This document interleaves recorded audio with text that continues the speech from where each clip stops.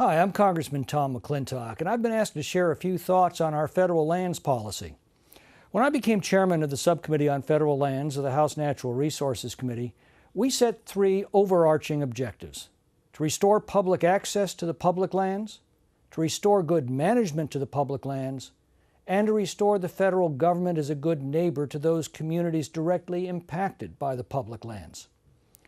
Unlike the king's forests of medieval Europe, where commoners were forbidden to tread, our public lands were set aside, in the words of the original Yosemite Charter of 1864, for the public use, resort, and recreation of the American people for all time. For generations, we welcomed people to our public lands for all manner of enjoyment, recreation, and productive use. We applied scientific principles of forest management to assure that our national forests were properly trimmed and maintained so that timber had the room to grow healthy and strong.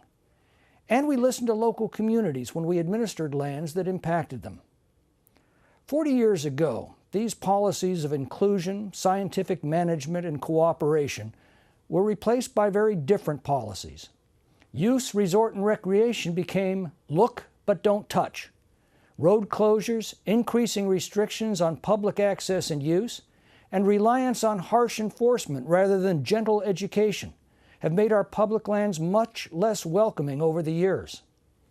Scientific management's been replaced by a policy that can only be described as benign neglect.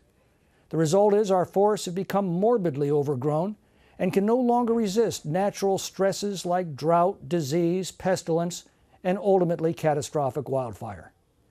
And local communities have had their economies harmed by policies that have ignored their own needs and wishes. Well, we're working to change that. The House has produced legislation that restores public access by permitting traditional public uses for the public lands and to assure that these resources can be used in a sustainable manner. Preserving public lands for future generations should not mean closing them to the current generation.